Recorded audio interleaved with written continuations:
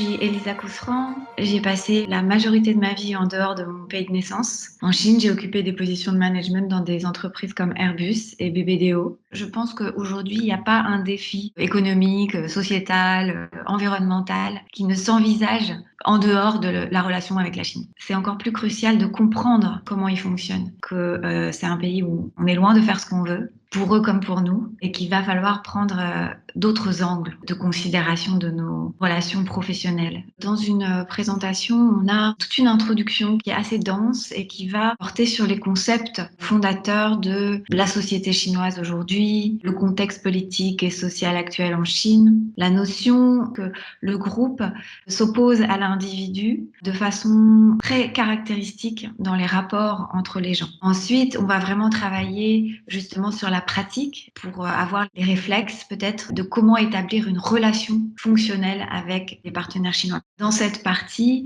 on rentre un peu plus en profondeur sur ce que ça veut dire de créer une relation, l'image que doit projeter cette relation, les différents critères qui comptent pour nous par rapport à ceux qui comptent pour les Chinois. Les questions de la loi, la question du sentiment, la question du débat, la question de la hiérarchie. J'ai mis au point un questionnaire qui permet de savoir à qui précisément on a affaire, en fait. Parce que c'est souvent très difficile de savoir dans les relations qu'on a avec des interlocuteurs chinois qui est le chef, qui décide. Ensuite, il y a une partie sur la négociation, des petites tactiques ou des choses à reconnaître. Grâce à des expressions chinoises, j'illustre des mécanismes relationnels à l'œuvre dans les relations des Chinois avec les étrangers. Je pense qu'ils auront compris que ce qui leur semble couler de source dans la façon dont ils se comportent dans un environnement de travail ne l'est pas et peut être contre-productive pour des interlocuteurs chinois. Ils auront compris qu'il faut chercher à comprendre comment ils pensent et ça leur donne une marge de manœuvre beaucoup plus importante.